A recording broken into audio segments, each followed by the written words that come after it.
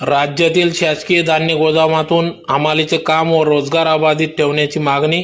धुळे जिल्हा हमाल कामगार संघटनेचे आंदोलन 21/4/2026 व 24/4/2026 रोजी वाहतूक व हाताळणीच्या कामासाठी नवीन शासन परिपत्रक जारी केले. त्या परिपत्रकामुळे राज्यातील शासकीय धान्य गोदामात माथाडी मंडळाकडील नोंदीत 10,000च्या आसपास हमाल कामगारांवर उपासमारीची वेळ येणार असून याला विरोध दर्शवित आज धुळे जिल्हा हमाल कामगार संघटनेच्या वतीने आंदोलन छेडण्यात आले.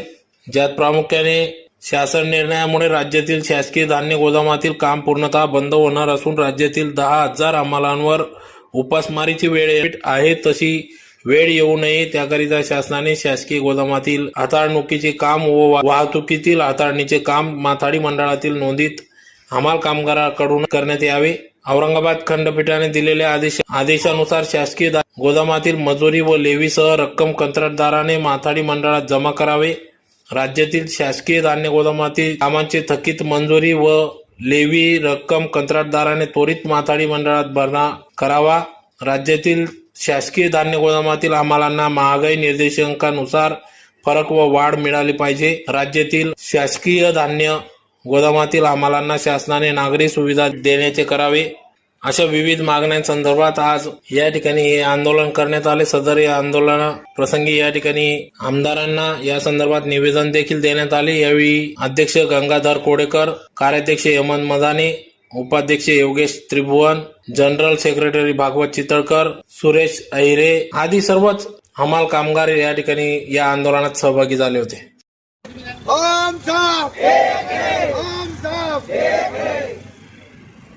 माथाडी बोर्डाचे कामगाराला काम, माथाडी बोर्डाचे कामगाराला काम, हम सब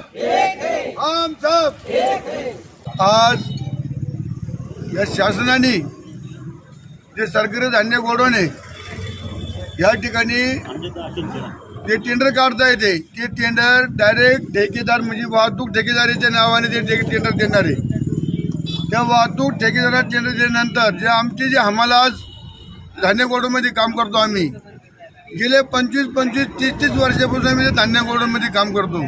पण त्या हमालावर आज जवळजवळ या धुळे जिल्ह्यामधून 300 हमाल यांच्यावर आज उपासमारीची वेळ आल्याशिवाय राहणार नाही.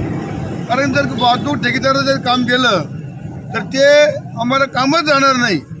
त्यामुळे आमच्यावरती उपासमारीची वेळ येऊ नये म्हणून आज आम्ही धरणं आंदोलन करीत आहोत. दुसरी गोष्ट अशी जे महागाई निदर्शन ते आमच्या हमाला आजपर्यंत मिळालेलं नाही, ते आमच्या हमालाला मिळावा.